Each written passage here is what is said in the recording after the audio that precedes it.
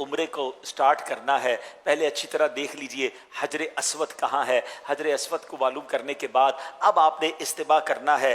آپ نے حجر اسود کو تلاش کرنے کا ایک طریقہ یہ بھی ہے کہ ایک گرین لائٹ وہاں پر لگائی گئی ہے، یعنی حجر اسود کی بالکل سیدھ میں حرم پاک میں سبز لائٹ ہے، اور ویسے بھی اندازہ ہو جاتا ہے وہاں لوگ کھڑے ہو کر استلام کر رہے ہوتے ہیں۔ حجر اسود تک جا کر بوسہ دینا آج کے دور میں تو بہت مشکل ہو گیا ہے، وہاں رش بھی بہت ہے، اور یہ کوئی مقابلہ کرنے تو ہم گئے نہیں ہیں کہ جناب کسی کو دھکا دے کر کسی کو گرا کر میں اس کے اوپر چڑھ کر جا کر حجر اسود کو بوسہ دوں، یہ جگہ تو عاجزی کی ہے۔ تو اگر آپ کو محسوس ہو رہا ہے کہ بہت رش ہے تو ویسے حجر اسود کی طرف نہ جائیں، بلکہ حجر اسود کی سیدھ میں کھڑے ہو کر آپ نے استلام کرنا ہے۔ پہلے آپ طواف کی نیت کر لیں کہ اللہ میں طواف کا ارادہ کرتا ہوں، طواف کی نیت بھی عربی میں بھی موجود ہے، اسے میرے لیے آسان فرما، میرے لیے قبول فرما۔ سیدھا کاندھا آپ کھلا کر لیں گے اور بالکل حجر اسود کی سیدھ میں آ کر اپنے ہاتھوں کو اس طرح اٹھائیں گے کہ آپ کی کانوں کی چہرے کی سیدھ میں آ جائیں۔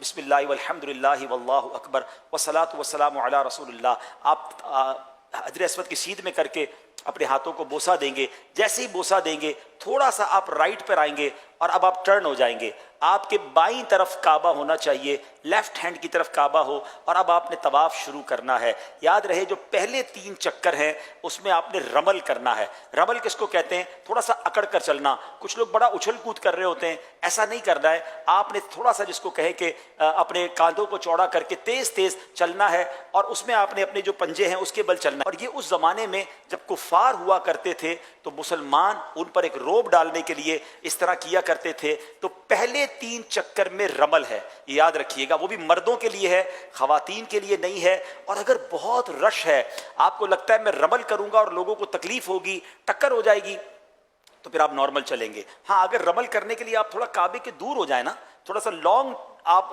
چکر کر لیں، تو پھر آپ کا رمل بھی ہو جائے گا۔ تو اس سنت کو بھی ادا کریں۔ کچھ لوگ یہ بھول جاتے ہیں، 3 چکر رمل کرنے کے بعد وہ پھر کاندھا چھپا لیتے ہیں، تو ایسا نہیں ہے۔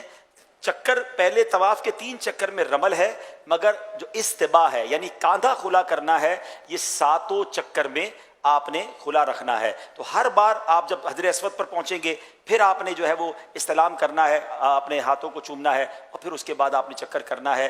استلام 8 ہوں گے اور چکر 7 ہوں گے۔ طواف کی تسبیح 7 رکھیں، کیونکہ بعض اوقات انسان چکر بھول جاتا ہے، تو طواف کی تسبیح ہوگی تو آپ کو چکر یاد رہیں گے۔ اگر کچھ وظائف باندھ لیں کہ میں نے پہلے چکر میں یہ پڑھنا ہے، دوسرے میں یہ پڑھنا ہے، اور اس کی عادت بن جائے گی، تو پھر آپ کو چکر بھولنا جو ہے وہ مشکل ہو جائے گا۔ اچھا جیسے ہی طواف کمپلیٹ ہوگا تو آپ نے سیدھا کاندھا پھر جو ہے، اب چونکہ نوافل پڑھنے ہیں تو آپ نے اس کو ڈھک لینا ہے۔ اچھا اب نوافل جو پڑھنے ہیں اس میں یہ آپ نے ضرور دیکھنا ہوگا کہ کوئی مکروہ وقت تو نہیں ہے۔ اگر جب نماز نہیں پڑھ سکتے تو اس وقت آپ نوافل پھر نہ پڑھیں، آپ بعد میں پڑھ لیں گے، مگر یہ نوافل پڑھنے ضرور ہیں، ٹھیک ہے۔ مسجد الحرام میں موقع نہ ملے تو اپنے ہوٹل میں جا کر بھی پڑھ سکتے ہیں، مگر بہتر یہ کہ مسجد الحرام میں پڑھیں۔ مقام ابراہیم کے پاس جا کر ہی، اور جناب بہت قریب جا کر ہی لوگ پڑھنے کی کوشش کر رہے ہوتے ہیں، اور اس کے لیے بعض اوقات طواف بھی روک رہے ہوتے ہیں، ایسا نہیں کریں گے، وہاں بہت رش ہوتا ہے۔ آپ کو جہاں جگہ ملتی ہے آپ جو ہے وہ نماز طواف ادا کر لیں، اور جب نماز طواف ادا ہو گئی، 2 رکعت نفل آپ نے پڑھ لیا، تو اب ملتزم کی حاضری مستحب ہے۔ پہلے دعائیں کریں خوب۔ اب ملتزم کیا ہے؟ سبحان اللہ، کیسا پیارا مقام ہے کہ کعبے کے دروازے اور حجر اسود کے درمیان جو جگہ ہے، ایکچولی یہ 2-3 لوگوں کے کھڑے ہونے کی جگہ ہے، اور اگر وہاں موقع مل جائے سبحان اللہ تو خوب لپٹیں، اپنے جسم کو بھی ملیں۔ لیکن چونکہ وہاں لوگ اب عطر وغیرہ بہت لگاتے ہیں، تو بہتر یہ کہ ملتزم کی سیدھ میں کھڑے ہو کر دعائیں مانگ لیں، کیونکہ اگر وہاں خوشبو لگی ہے اور ہم جا کر اس سے لپٹیں گے، ہو سکتا ہے ہمارے احرام پر بھی خوشبو لگ جائے، اور احرام میں تو خوشبو نہیں لگا سکتے۔ تو بہتر یہ کہ بعد میں جب آپ احرام وغیرہ سے فارغ ہو جائیں تو اپنے گھر کے لباس کے اندر پھر جا کے کوشش کریں، اگر ایسا ٹائم ہو اس میں بھی یہ دیکھنا ہوگا کسی کو دھکے نہیں دینے، کسی کو تکلیف نہیں دینی۔ اگر تکلیف دیے بغیر آپ ملتزم سے لپٹ سکتے ہیں تو سبحان اللہ، یہ تو نبی پاک علیہ الصلوۃ والسلام کا انداز ہے کہ آقا نے اپنے چہرے کو لگایا، صحابہ یہاں آنسو بہایا کرتے تھے، تو آپ نے وہاں پر خوب دعائیں کرنی ہیں۔ ملتزم کی دعائیں بھی الحمدللہ رفیق الحرمین میں لکھی ہیں کہ وہاں کیا دعائیں کرنی ہیں۔ اس کے بعد پھر آپ نے جب ملتزم سے دعا وغیرہ سے فارغ ہو جائیں تو اب آپ آئیں زمزم شریف پینے کے لیے۔ سبحان اللہ، پہلے تو زمزم کا کنواں ہوتا تھا، اب وہاں پر کولر لگا دیے گئے ہیں، تو آپ کولرز کے پاس آ جائیں اور وہاں کر آپ زمزم پئیں۔ اور سبحان اللہ، زمزم کی تو کیا بات ہے کہ نبی پاک علیہ الصلوۃ والسلام فرماتے ہیں ہمارے اور منافقین کے درمیان فرق ہے کہ وہ زمزم پیٹ بھر کر نہیں پیتے، تو زمزم پئیں، دبا کے پئیں، آئے ہائے، اور کعبے کو دیکھ کر تو زمزم پینے کا مزہ ہے، اس کا مزہ ہی اور ہے۔ بہرحال میرے پیارے اسلامی بھائیو، اب آپ فارغ ہو گئے، طواف سے، اب اگر تھکیں تو تھوڑا سا مزید حرم میں بیٹھ جائیں، اور فریش فیل کر رہے ہیں تو اب آپ صفا مروہ کی سعی کے لیے جائیں گے۔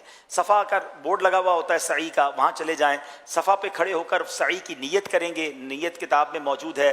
اس کے بعد آپ نے وہاں پر دعائیں کرنی ہیں۔ بہتر یہ کہ 25 قرآن پاک کی آیات جتنی دیر میں تلاوت ہوتی ہے اتنی دیر دعائیں کریں، یہ خاص دعاؤں کی قبولیت کا وقت ہے۔ اب صفا سے مروہ جو ہے آپ نے سعی کرنی ہے۔ بہتر تو یہ کہ اگر آپ کو موقع مل جائے کہ بیسمنٹ میں جہاں پرانی حدود اربع کے مطابق سعی ہے، اگر وہاں آپ کو موقع مل جائے تو وہاں جا کے سعی کریں تو وہ زیادہ ماشاءاللہ بہتر ہو جائے گا۔ صفا سے مروہ ایک چکر ہے، مروہ سے صفا دوسرا چکر ہے، پھر صفا سے مروہ تیسرا چکر ہے، مروہ سے صفا چوتھا چکر ہے، یعنی یہ 7 چکر پورے مروہ پر جا کر ہوں گے۔ شروع صفا سے ہوگا اور ختم کہاں ہوگا؟ مروہ پر۔ کچھ بیچارے حاجی سمجھتے ہیں کہ صفا سے شروع ہوا ہے تو واپس صفا پر آئیں گے تو ایک چکر پورا ہوگا، تو وہ 14 چکر کر لیتے ہیں، یعنی صفا سے مروہ، مروہ سے صفا کہتے ہیں اب ایک پورا ہوا، اب صفا سے مروہ، پھر مروہ سے صفا، تو 14 چکر میں بعض اوقات وہ تھک بھی بہت جاتے ہیں اور پھر گھبراتے بھی بہت ہیں۔ تو ایسا نہیں ہے، بہتر تو یہ کہ باوضو سعی کرے، لیکن بے وضو بھی سعی ہو سکتی ہے، بے وضو طواف نہیں ہو سکتا، یہ یاد رکھیے گا، ٹھیک ہے۔ اچھا، اب آپ نے صفا مروہ کی سعی کرنی ہے، اس میں ایک خوبصورت چیز آپ نے یہ دیکھنی ہے کہ میلین اخضرین، گرین لائٹس آئیں گی تو وہاں آپ نے دوڑنا ہے، مردوں نے دوڑنا ہے، مگر اس دوڑنے میں بھی یہ خیال رکھنا ہے کہ احرام بھی سنبھلے، بے پردگی بھی نہ ہو اور کسی کو تکلیف بھی نہ ہو۔ رش ہے تو پھر آپ نارمل چال سے چلیں، آپ کو لگ رہا ہے جگہ ہے تو آپ دوڑیں گے، مگر مرد دوڑیں گے، خواتین اسلامی بہنیں نہیں دوڑیں گی۔ تو اب آپ جب 7 چکر پورے کر لیں گے تو سبحان اللہ، اب آپ کا عمرہ کمپلیٹ ہو گیا ہے۔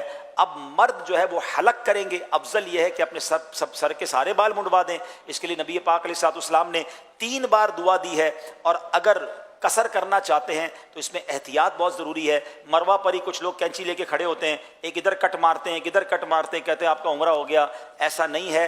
چوتھائی سر کے بال، 1/4، چوتھائی کس کو کہتے ہیں؟ کوارٹر، ٹھیک ہے، یعنی پورے سر کا چوتھا حصہ، اور اس کے کم از کم 1 پورے کے برابر بال کٹ جائیں، یہ قصر لازمی ہے، اس کے بغیر آپ احرام سے باہر نہیں آئیں گے۔ تو بہتر احتیاط تو اسی میں ہے کہ یار سب کچھ وہاں پر قربان، تو بال ہی سارے اتار دیں تو انشاءاللہ پھر تو ٹینشن ہی نہیں ہے۔ لیکن اگر قصر کروانا ہے تو پھر آپ ایک پراپر جو نائی ہوتا ہے اس کے دکان پہ جائیں، اس کو کہیں بھائی میرے سارے بالوں سے 1 انچ کاٹ دیں، تاکہ آپ کو تسلی رہے کہ چوتھائی تو ہو ہی گیا ہوگا، ٹھیک ہے۔ اسلامی بہنیں حلق نہیں کروائیں گی، ظاہر ہے وہ صرف قصر ہی کریں گی، تو اس کے لیے بہتر طریقہ یہ کہ اپنی چٹیا کا جو آخری حصہ ہے اس کو لپیٹ لے اپنی انگلی کے گرد، اور وہ کینچی سے خود بھی کاٹ سکتی ہیں۔ ایک پورے بال چوتھائی سر کے اسلامی بہنوں کو بھی کاٹنا ضروری ہے، تب جا کے ان کا قصر ہوگا۔ تو احتیاط یہی ہے کہ وہ اپنے پورے بالوں کا جو اینڈ ہوتا ہے، جہاں پر چٹیا کا آخری حصہ، اپنی انگلی کے گرد لپیٹ لیں، یا ایک پورا ناپ کر اس کو اپنے ہاتھ سے ہی کینچی سے کاٹ لیں، تو ان کا بھی یہ جو تقصیر ہے یہ ہو جائے گی ماشاءاللہ۔ اب آپ کا عمرہ پورا ہو گیا، آپ احرام سے باہر آ سکتے ہیں، خوشبو لگا سکتے ہیں، جو پابندیاں تھیں آپ کی پوری ہو گئیں۔ ٹوٹل عمرہ میکسیمم 1.5-2 گھنٹے میں ہو جاتا ہے، بہت رش ہو تو 3 گھنٹے میں ہو جاتا ہے، کوئی بہت بڑا یہ ایونٹ نہیں ہے۔ ہاں، دعائیں کرتے کرتے، جھومتے ہوئے، اشک بہاتے ہوئے کریں، اور اس کو انجوائے کریں، اس کو پریشر میں نہ لیں۔ اب اس کے بعد آپ اپنے ہوٹل آ جائیں، اب آپ آرام کریں، غسل کریں، نمازوں کی پابندی کرتے رہیں۔